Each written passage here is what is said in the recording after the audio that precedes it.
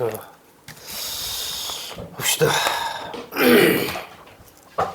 무슨 이번 주 저거를 누가 와야 되는 거 아니야?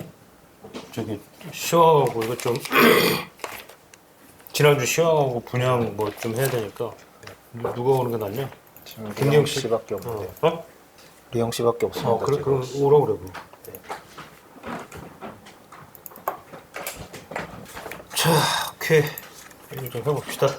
우선 지난주 시황부터 좀 알아볼까? 네, 지난주에도 그 지지난주와 마찬가지로 비슷한 지역들이 많이 올랐는데요. 강동구가 0.32%로 변동률 1위를 기록했어요. 그래서 강동구? 네. 어. 그래서 아무래도 지금 새 아파트가 계속 입주하고 있기 때문에 가격을 이렇게 이끌어간 것으로 예상이 되는데요. 강동구에 이어서 주로 이제 6억 원대 이하 아파트, 그러니까 중저가 아파트가 많은 지역들이 순위에 올랐는데요. 구로구, 도봉구가 2, 3위로 이제 올랐고, 그리고 송파구가 4위였고요. 그 뒤로는 관악구, 성북구, 강서구, 동대문구, 노원구, 금천구 순으로 올랐어요. 그래서 전반적으로 강북 지역이나 6억 원대 이하의 중저가 아파트가 많은 그런 지역들이 좀 상승했다, 이렇게 보여집니다. 중저가 아파트가 많은 지역에 많이 올랐다. 좀 규제를 안 받는 상대적으로 네. 규제가 좀 덜한 아파트? 그동안 좀 덜 올랐던 아파트? 뭐 이렇게 예. 좀 봐야 되려나 그러면? 예. 특히 이번에 710 대책에서 그 서민 실수요자들에게 LTV 10%포인트를 상향해주는 그런 서민 실수요자 기준이 대폭 완화가 됐어요.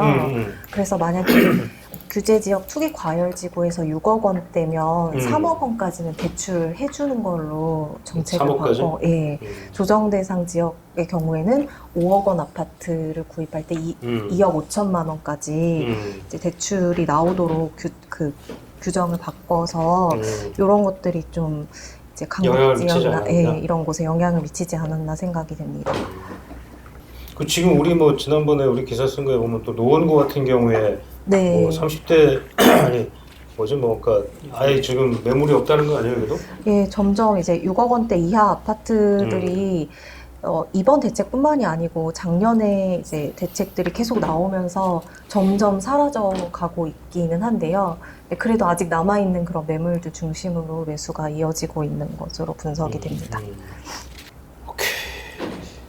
또 뭐 경기도나 뭐 이런 예, 수도권 다른 지역은 좀 어때? 경기도에서는 광명이 가장 많이 올랐는데요. 지금 광명에서는 정비사업 같은 것들이 활발하게 진행이 되고 있고 새 아파트도 꾸준히 공급이 되고 있어서 예, 올랐습니다. 네, 이게 매매 가격은 이렇고 전세금의 경우에는 전세금도 해요. 전세는 뭐 어때? 네. 전세의 경우에도 강동구가 1위로 이제 올라섰는데요. 0.45%로 이제 강동, 송파, 구로, 성북 순으로 올랐는데요. 강동구가 0.45%로 송파구가 0.23%였는데 이거보다 훨씬 더 많이 올랐고요. 예, 그리고 이제 그 전세금 상승률 역시 강동구를 제외하면은 강동, 송파구를 제외하면 구로, 성북, 용산, 영등포 이런 지역 중심으로 올랐습니다. 여전히 전세금은 좀 강세라고 봐야 되는 건가? 그러니까 지금 전체적으로 어떻게 돼 있지? 지난주 대비해서 전체적으로 전세금 같은 경우가 평균이 뭐 좀 더 많이 올랐나 그러면 지난주 상승률보다? 비슷한가? 서울의 경우에는 0.08% 올랐고요. 이게 지금 사실 비수기 기간인데 그렇죠, 이 정도 그렇죠. 상승한 거는 많이 했다 이렇게 지금 판단을 하고 있고 경기와 인천 같은 경우에는 지난주에 비해서는 오름폭이 축소됐습니다. 그래서 뭐 경기, 인천 같은 경우에는 0.04%, 신도시는 0.03%를 기록했습니다. 오케이. 그다음에 이번 주에 좀 분양하는 것들이 좀 뭐 핫한 것들이 좀 많이 있다고 하지 않았나? 네, 이번 주에 분양하는 곳은 강남에 하나, 강북에 하나 이렇게 있는데요. 일단은 강남부터 말씀을 드리면 개포주공 1단지를 재건축한 DH 퍼스티어 아이파크 아파트가 이제 20일 오늘부터 특별공급을 시작으로 내일 1순위 청약을 시작합니다. 예, 여기는 이제 개포동 대모산 자락에 있는 아파트인데 총 6,702가구 중에서 1,235가구를 분양을 합니다. 1235? 네. 1번 분양이? 네. 상당히 많이 굉장히 나오네. 물량이 많은 곳인데요.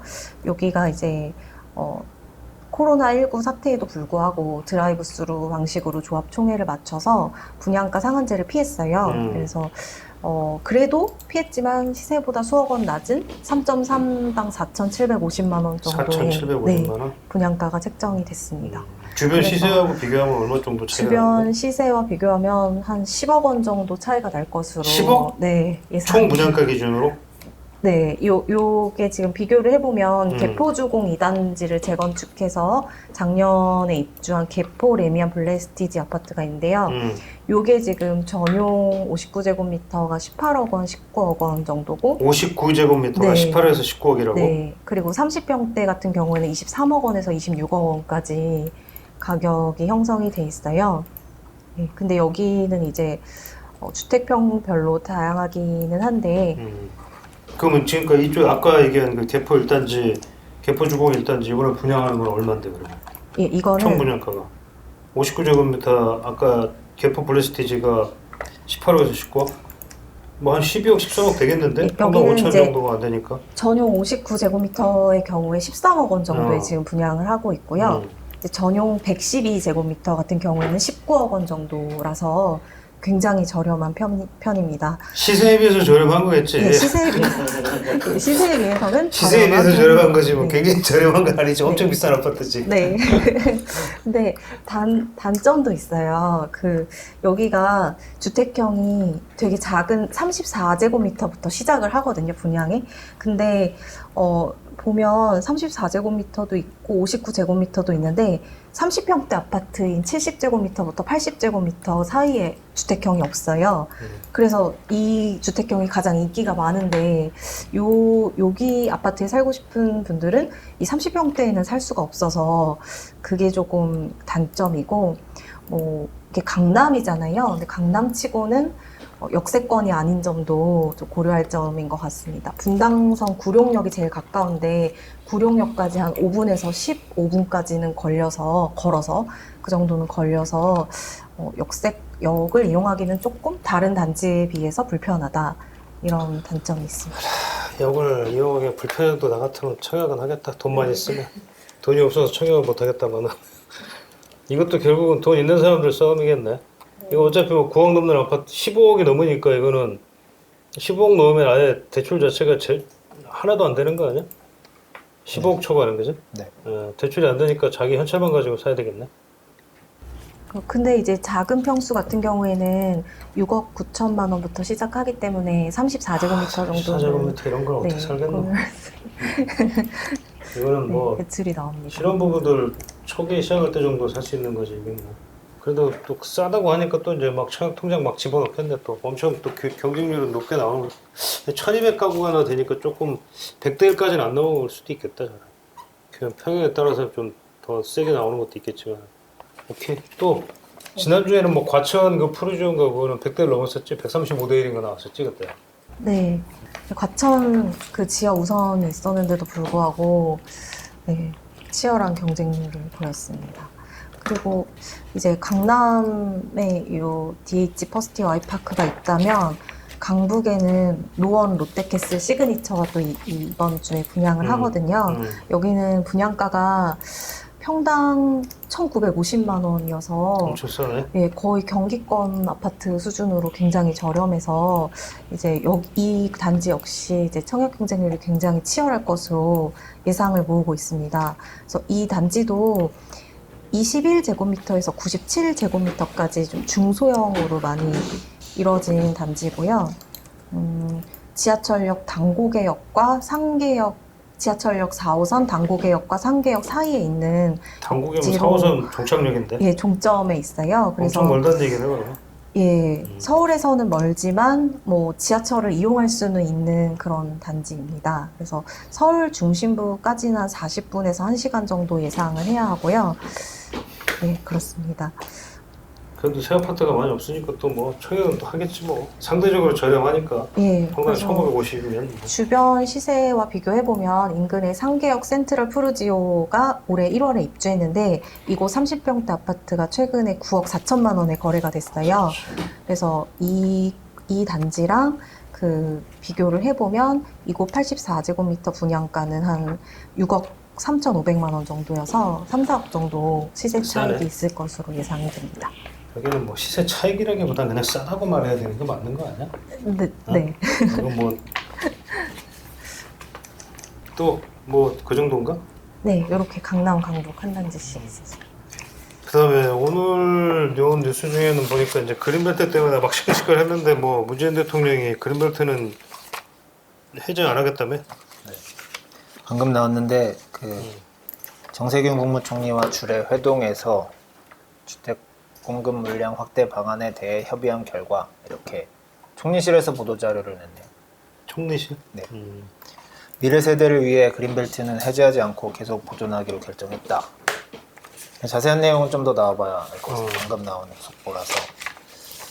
이게 주말간에 특히나 여권의 차기 대선 주자들이 잇따라 그린벨트 반대 의견을 내다 보니까 좀 그 점을 좀 부담스러워한 거 아닌가 생각이 드는데요.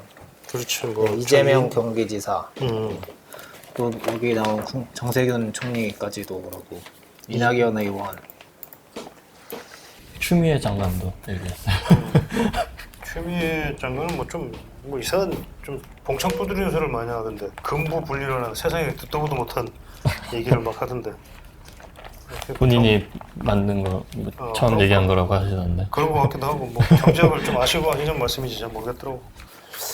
여튼 그러면 이제 그린벨트는 결과적으로 그린벨트 해제를 안 한다고 하면은 네. 지금 남아 있는 게 이제 도심의 좀 용적률을 좀 높여서 좀 고밀 개발을 해서 주택 공급을 좀 늘리는 문제. 네. 또 뭐 유휴부지 뭐 얘기 많이 나왔었는데 그죠? 네. 뭐 그런 방향인가 그러면? 뭐 유휴부지 관련해서 말이 계속 나오기는 하는데 뭐 용산 정비창을 2만 가구로 늘린다 뭐 각종 이런 얘기들 나오지만 용산 정비창만 해도 2만 가구까지 좀 어렵다라는 게 국토부 공식 입장이고 공식 입장까지는 아니고 언론에 그렇게 얘기를 하고 있고 글쎄 뭐 발굴해서라도 아파트 지을 땅을 찾으라고 했지만 진짜로 발굴할 데가 어디 있을지를 잘 모르고 감이 안 잡히는 그런 상황인 것 같습니다. 우리 눈엔 잘 안 보이는데. 네. 여기서 얘기하는 근데 그린벨트라고 하는 게 그러니까 이제 아마 뭐 지난번에 얘기했지만 신도시 수도권의 신도시 같은 경우는 대부분 다 그린벨트가 포함이 안 될 수가 없는 상황인데 네. 일부라도 이제 포함이 되는데 전면적인 아마 그린벨트 해제를 의미하는 거겠지. 그러니까 부분적으로야 뭐 그린벨트가 포함이 돼서 뭐 개발 신도시 개발 같은 경우 안 할 수가 없으니까 그거는 뭐 아닐 것 같고 이제 전면적으로 계속 그린벨트가 논란이 되니까 이제 그린벨트 아마 뭐 내가 봤을 때는 뭐 이재명 지사나 뭐 이낙연 뭐 의원이나 뭐 이런 양반도 정세균 총도 마찬가지고 뭐 어마어마하게 이 그린벨트 해제와 관련해서 뭐 깊은 고민해서 나왔을 것 같진 않아요. 나는 솔직한 얘기로 뭐 이거 뭐 이 양반들이 뭐 신도시 이런 거 그린벨트 포함되어 있는 건 알겠어? 그것도 모를 거야 아마. 그렇지 않을까? 그다음 이제 이게 정치 문제가 되니까 자꾸 정치 문제가 되고 있고 그다음에 전체적으로는 이제 뭐 어찌됐건 그린벨트라는 게 뭐 미래 세대 얘기 나오고 자연환경 보전 얘기 나오니까 이제 뭐 그런 것 때문에 아마 이제 뭐 풀지 말아야 된다라는 취지일 텐데 글쎄요. 그린벨트 풀어서 서울 강남 쪽에 대규모 공급을 약간 기대했던 시장에서는 좀 충격으로 받아들일 수도 있을 것 같은데요. 그러지. 왜냐면 이게 지금 그게 이게 그린벨트 해제가 좀 좋은 것 중에 그 그린벨트를 자꾸 표현을 해서 그런데 그러니까 결국 강남 인근에 그러니까 가장 내가 봤을 땐 정확한 저 그러면 강남 인근에 이제 신도시지. 응? 내가 봐서는 공공택지 강남 인근의 공공택지 개발을 좀 해야 된다라는 표현이고 그러다 보면 이제 그린벨트가 일부 포함이 될 수 있다. 이런 정도로 사실 접근이 됐어야 되는데 이 그린벨트 논란이 이상하게 지금 번진 것 같아 내가 봐서는. 엉뚱한 쪽으로 정치 문제가 되면서 정치 문제가 되니까 이제 정치인들이 그래서 자꾸 뭣도 모르는 정치인들이 막말로 한마디 두 마디씩 막 자꾸 하다 보니까 이상하게 정치 이슈처럼 변질돼 버렸어. 근데 지금 이 핵심은 뭐냐면 결국은 주택 공급을 확대하기 위해서 어떻게 해야 될 거냐의 문제인 건데 약간 좀 그린벨트 그냥 막 그러니까 이제 무슨 막 대선 주자들 뭐 오늘도 여기 나왔지만 뭐 정치 이슈처럼 돼가지고 찬성이냐 반대냐 뭐 이런 식으로 이상하게 지금 변질되는 것 같아. 거기서 대통령이 이제 악역을 맡으면서 그린벨트를 풀겠다 이렇게 얘기를 할 수는 없었던 뭐 거니까. 그렇겠지. 네. 지금 뭐 지금 지지도도 계속 떨어지는데 지금. 그죠? 근데 결국에는 집값 문제보다는 그린벨트를 더 우선하겠다라는 뜻 아닐까요? 뭐 그럴 수도 있지. 뭐 그럴 수도 있고 아니면 이제 아까 얘기한 것처럼 뭐 그린벨트가 아니어도 이제 계속 얘기는 이제 집값 뭐 하여간 공급을 확대하기 위한 다른 방안들을 좀 찾아보겠다 그냥 논의를 하겠다고는 얘기를 하니까 뭐 그건 지켜봐야 되겠지만은 뭐 그렇다고 해서 막말로 뭐 그럼 이 정부가 재건축 재개발을 획기적으로 뭐 완화해 줄까? 그거는 절대는 안 그럴 것 같아. 그거는 더 큰 문제를 촉발시킬 거야. 차라리 그린벨트 푸는 게 100번 낫지. 재건축 재개발을 진짜 자기들 말 맞다나 그러니까 내가 만약에 이제 여권의 입장이라면 나는 뭐 사실 재건축 재개발 규제 완화가 필요하다고 우리 생각을 하지만은 여권의 입장에서 본다면 야 그거 풀어줬다고 나중에 집값 막 더 급등해 버리면 사실 그린벨트 풀어가지고 집값이 오르진 않거든. 그 그린벨트를 뭐 예를 들어서 개발해서 신도시를 공급하면 분명히 집값은 안정될 가능성이 높은데 그 지금 이거는 뭐 사실 공급의 문제 그냥 단순히 공급의 문제만 또 놓고 보면 재건축 재개발을 해주는 게 과연 그러면 또 일각에서 왜냐면 그런 얘기도 있거든. 재건축 재개발을 한다고 해서 그러면 뭐 주택의 실제 어떤 순증 효과가 얼마나 있느냐, 순증 효과가 얼마나 있느냐에 대해서는 의문이다 이런 말들이 계속 있긴 하거든 사실. 네. 그렇지 않아요? 지금 재건축 재개발 해봐야 사실 뭐 지금 현재의 어떤 용적률이라든지 이런 기준에 비춰보면 기존에 예를 들어 100세대가 재건축 해봐야 한 뭐 115세대나 120세대 이상으로 아마 늘어나지 않을걸? 그죠? 물론 이것도 사실 중요하긴 하지. 뭐 기존에는 다 헌아파트였는데 40년 된 아파트였는데 이게 새 아파트로 그렇죠. 뭐 1000가구가 늘어나고 그중에 순중이 또 30가구 만약에 30%가 늘어난다고 그러면 사실 그것도 큰 엄청난 시장에는 효과는 주긴 하겠지만은 근데 이제 단기적으로 보면 이제 그때도 얘기했지만 이제 집값에 이제 사실 조금 어떻게 보면 좀 가격을 좀 부추길 가능성은 있지 단기적으로. 그 오늘 조선일보에서 그걸 마침 비교한 기사가 있었는데 서울 지역의 그린벨트 풀어도 5만 가구 정도 지을 수 있다고 하고 이제 서울의 재건축 아파트들 중에 주요 6개 단지 그러니까 목동, 6곳. 예, 압구정, 그러네. 금마아파트, 잠실주공 5단지, 둔촌주공, 올림픽 선수 기자촌 이 6개 단지를 현재 5만 6천 가구에서 재건축 후 예상 가구가 10만 5천 가구라서 이게 한 5만 가구 정도 되는 그런 정도의 비슷한 효과가 있다 이렇게 하는. 근데 뭐 요 6개 단지만 있는 건 아니니까 사실은 그렇죠. 재건축 재개발까지 다 활성화를 시키면 그린벨트 이상의 순 가구수 증가 효과도 있고 또 말씀하신 대로 헌 아파트나 이 낡은 집을 새 아파트로 짓는 거기 때문에 그렇죠. 실질적으로 더 공급 효과가 크고. 이제 문제는 이게 이제 한꺼번에 하면 그때도 이제 예전에도 보면 이제 그 한꺼번에 이게 재건축이면 물론 이제 동시다발적으로 일어나기는 어렵겠지. 다 이제 그 단지마다 순수 아마 시차가 저절로 이제 뭐 시기가 이제 다 조금씩 차이가 나긴 할 텐데 이렇게 되면 이제 사실 전세 시장도 좀 영향을 미치긴 하거든 사실은. 좀 대규모 이주가 일어나게 되기 때문에 막말로 목동 신시가 지금 26,000세대인데 이게 만약에 이주를 한다고 생각해봐 엄청난 거지 사실. 이런 이주 수요나 이런 것들이 또 이제 일시적으로 그러니까 이게 하여간 장기적으로는 분명히 집값 안정에 효과가 있는데 일시적으로는 좀 충격이 오거든 분명히. 그러니까 그거를 어떻게 그러면 그 일시적인 단기적 충격을 조금 더 완화하고 좀 수요를 분산시킬 수 있느냐에 대한 사실 그 연구가 필요한 거고 그게 정부가 해야 될 역할이거든. 그렇죠, 그죠? 네. 그러니까 이제 그게 그렇게만 될 수 있다면 사실은 재건축 재개발 푸는 거를 지금처럼 막 이렇게 너무 막 두려워하거나 걱정하거나 막 쫄 필요가 없는 거지 사실은. 해놓고 나면 결국 장기적으로는 훨씬 유리한데.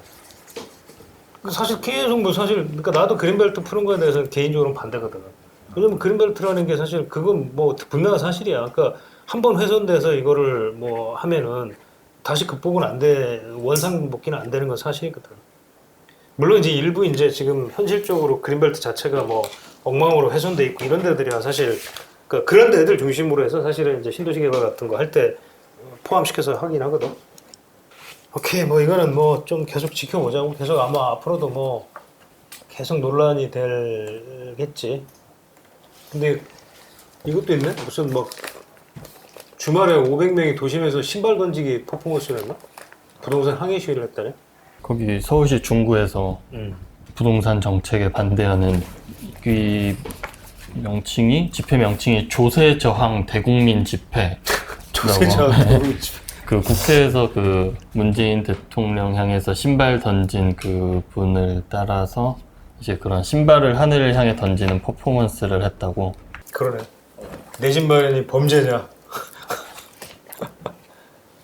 온라인에서 오프라인으로 번진 부동산 항의 시위네. 그 부동산 때문에 이렇게 집회하는 건 처음 본 것 같은데 전에 있었나요?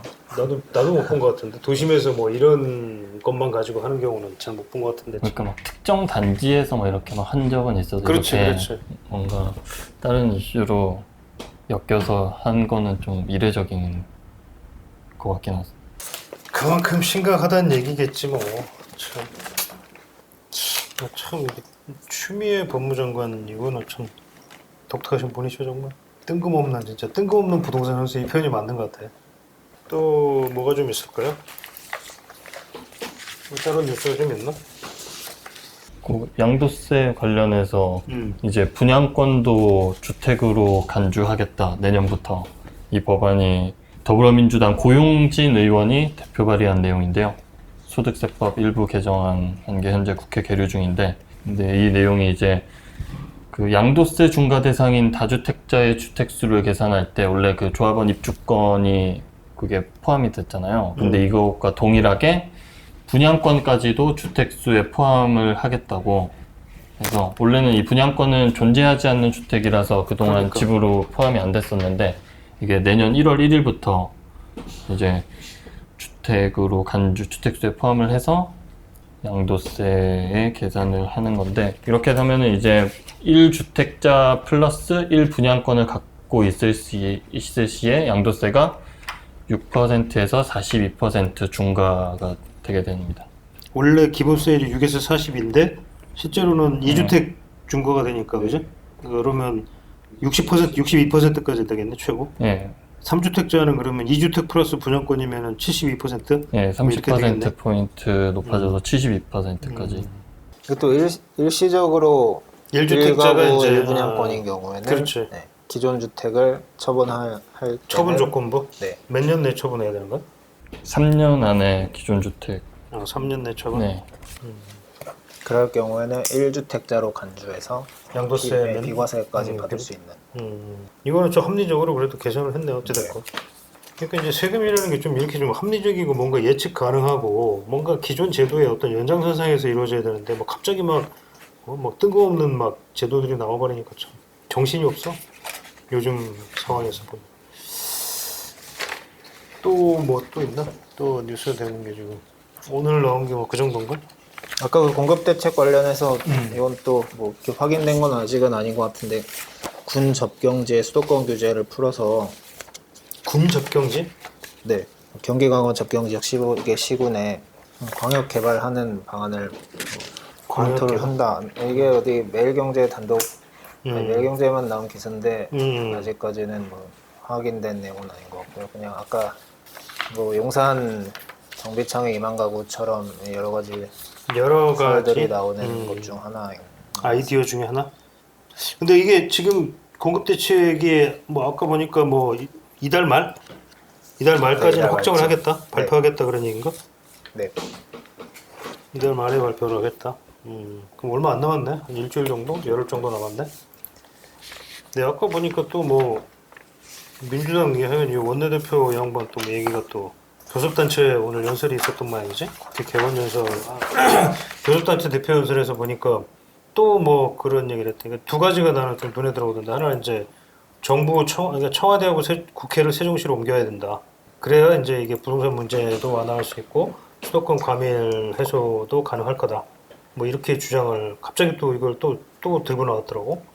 그다음에 또 하나가 이제 뭐 지금 계속 논의가 되고 있는 건데 다주택자들의 불로소득을 이제 환수를 해야 된다. 그래서 취득 보유 양도세를 강화하자.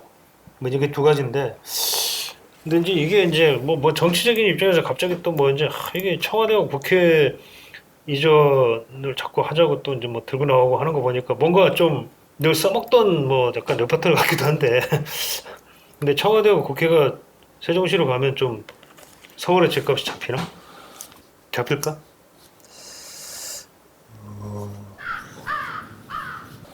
기업들이 따라서 이전을 하지 않으면 좀 어렵지 않을까요? 그렇지. 청와대하고 국회가 세종시에 있으면 세종시 집값은 또 그러면 또 오르겠지? 네, 그죠? 그거는. 세종시의 집값은 올라도 되고 수도권의 집값은 오르면 안 되나 그러면? 세종시 주변에 막 투기도 막 일어날 것 같은데 그러면 그렇지 않을까? 네. 아까 뭐 댓글엔 그랬던데 청와대와 국회를 서해 바다로 좀 옮기라고. 부동산 시장이 뭐 청와대 국회 때문에 집값이 올라가는 건 아니고 청와대 국회 옮긴다고 해가지고 집값이 떨어지는 것도 아니고 참 생각의 발상의 차원이 좀 인과관계가 없는 거 아니야? 오케이. 자, 뭐 다른 거 없으면 오늘은 뭐 댓글에 좀 뭐 나올 만한 게 뭐가 있나? 댓글에 좀 눈여겨볼 만한 게 꿀잼인데 두 기자님들 목소리가 너무 느긋하네요. 설정은 아니겠지요. 너무 느긋하네. 목소리를 더 키워서 얘기하겠습니다 앞으로. 근데 오른쪽이 더 작다고 돼 있던데. 아 참. 뭐 여긴 또 이렇게 얘기하신 분도 있네. 막가파 상상이라고 하신 분이 짜고 치는 고스톱입니다. 결국 재건축 그린벨트 다 풀 것 같다. 재건축 있는 사람에게 뱉어내게 하고 있잖아요. 그린벨트 뭐 땡땡땡이 많이 샀다면서요. 뭐 이건 엊그제 나왔던 거네. 그러니까 전체적으로 하여간 몇 번 얘기했지만 전체적으로는 그린벨트 해제보다는 좀 재건축 재개발이나 이런 도심 쪽에 좀 개발을 좀 허용 완화해주고 허용해주는 쪽으로 가자. 뭐 이런 아이디어들 의견들이 많은 것 같아. 실제로 그 리얼미터가 여론조사 한 게 있는데 지난주에 그 1000명 대상으로 조사를 한 건데 그린벨트 해제가 불필요하다가 60.4% 나왔고요. 해제가 필요하다가 26.5%가 나와서 또 이 차이도 상당히 큰 걸로 나왔더라고요. 그 정도면 뭐 해제 반대 여론이 더 높다고 봐야 되겠네. 생각보다 꽤 많이 커서 예. 그런 걸 또 보고 뭐 결정한 거 아닌가 싶기도 하고. 예. 또 재밌는 게 있나? 댓글에 진성준 의원 얘기 나왔는데 미래통합당이 오늘 여기 배경을 바꿨더라고요. 뭘로? 아예 이걸로 그렇게 해서 이거요? 그렇게 해도 안 떨어져요 집값. 예, 민주당 색깔로 아예 그러네. 색깔도 원래 싹 바꿨네. 예, 이걸로 바꿨더라고요. 약간 좀 풍조하는 거겠지? 자, 뭐 요 정도 합시다. 뭐 다른 거 없지? 또 있나? 오케이. 자, 여기까지 합시다.